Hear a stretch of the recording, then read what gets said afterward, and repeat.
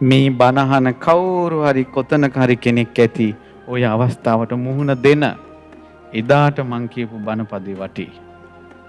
නුඹලා කල්පයක් බේරෙයි.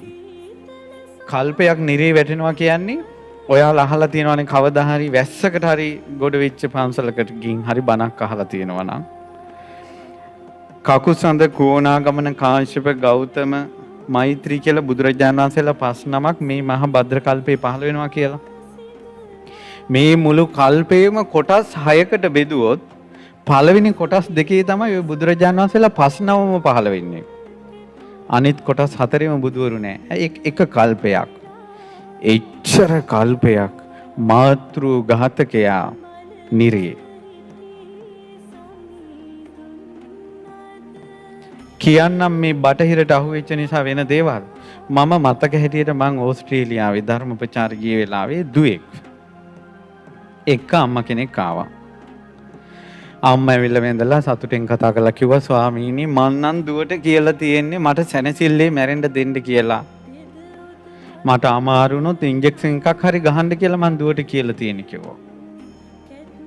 එතකොට බටහිර තියෙන ඔබ දන්නවා ලෙඩාට අමාරු නම් ඒවා සමහර වෛද්‍යවරු යෝජනා කරනවා. ඔබ කැමති නම් සැනසෙල්ලේ නැති වෙන්න මෙයාට ඉන්ජෙක්ෂන් එකක් දෙන්න පුළුවන් කියලා. ඒතර ඔය අම්මා ලෙඩ වෙලා ලෙඩ ඇඳේ ඉද්දින් අර දුවටත් මතක් වෙනවා අම්මා කියපු දේ. අම්මා කිව්වනේ මට සැනසෙල්ලේ මැරෙන්න දියන් කියලා. අර දුවගේ වචනේ මුල් වෙලා ඉන්ජෙක්ෂන් එකක් ගහපු ගමන් අම්මා මැරෙනවා. කරුණාවෙන් කළේ ආදරෙන් කළේ ආදරේද කරුණාවද කියන එක නෙමෙයි චේතනාම් භික්ඛවේ කම්මං වදාමි කිව්වේ. චේතනාව කියන්නේ සිතලන එක කිව්වේ. ඒ දුව මාතෘ ඝාතකයි. කල්පයක් නිරේ. ඒ වාගේ පවක් දැන හෝ නොදැනගෙන කරගත්ත කෙනෙක් මේ මහා පෘථුවියේ පුරාම රහතන් වහන්සේලා වඩා හිඳවලා දනින් දන ගෑවෙන කල් රහතන් වහන්සේලා කියන්නේ දනියෙන් දනිය ගෑවෙන විදිහට රහතන් වහන්සේලා මුළු පෘථුවියේම ඉඳවලා අටපිරිකර පූජා කළා මහා දානයක් දුන්නත් ඊළඟ ජීවිතේ අපාය යන්නේක නම් වැළකෙන්නේ නැහැ. අතරක් නෑ. ඒ නිසා යානන්තරිය කියන්නේ කොහොමද බටහිර පොලිමට කල්පයක් නිරේ යන්ට සත්වයෝ පෙළ ගැසී සිටින වග දරුවනේ නුඹලාට නොපෙනේද? මෙතන කවුරු හරි ඇති.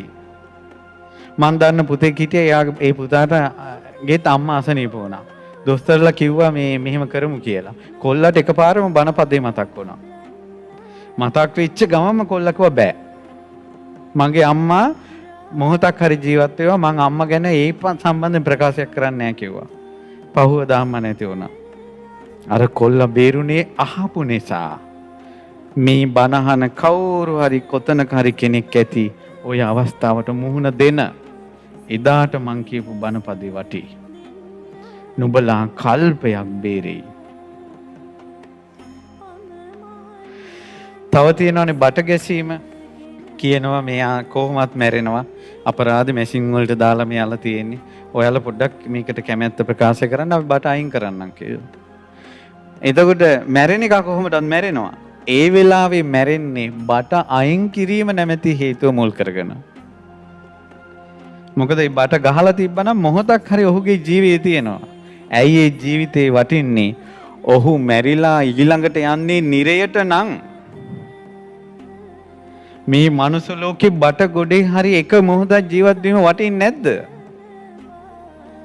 මට දරුවෙක් ඇවිල්ලා කිව්වා ආච්චි හරියට අසුචි ගොඩේ ඉන්නේ ගොඩක් දුක් විඳිනවා අවුරුදු 90යි ස්වාමීනි. අපේ ආච්චි හරි පව්කාරයි නේද කියලා කිව්වා. මං කිව්වා නෑ පුතා. එහෙම හිතන්න එපා. උන්ද කර්මානුරූපව මැරිලා ඊළඟට යන්නේ නිරයට නම් ඔය අසුචි ගොඩේ ඉන්න එක සැපයි. ඒ නිසා අසරණයි පින්වත්නි මේ ලෝක සත්වයා. නිරේත යන්ටමයි පාර හැදිලා තියෙන්නේ. කල්පයක්.